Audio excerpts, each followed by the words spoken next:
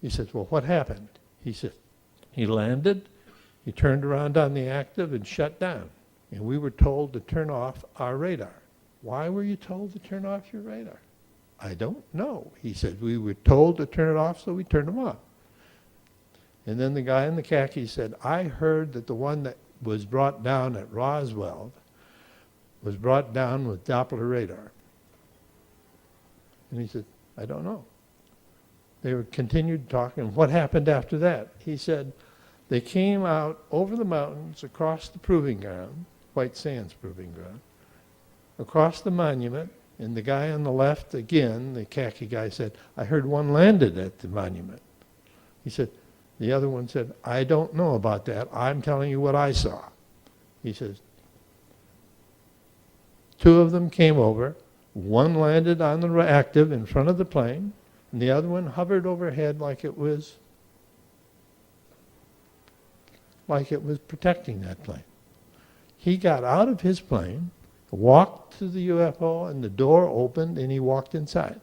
How long was he in there? About 40 or 45 minutes. Could you see? Were they grays? He says, I couldn't see. I didn't have binoculars. Who had the binoculars? The tower. Could they see? No, they didn't have the angle. I would like to submit to our nation my personal testimony of one document related to one of these ongoing topics, which I saw while in office serving on the State Federal Relations and Veterans Affairs Committee. The document I saw was an official brief to President Eisenhower.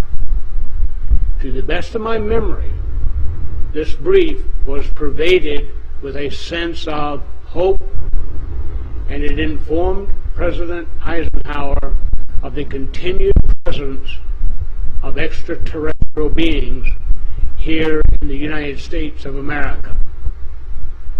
The brief seemed to indicate that a meeting between the President and some of these visitors could be arranged as appropriate if desired.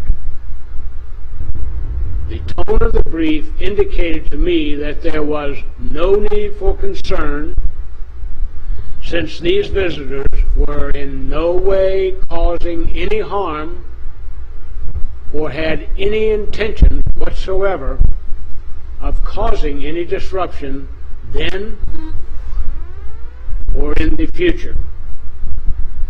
While I can't verify the times or places or that any meeting or meetings occurred directly between Eisenhower and these visitors,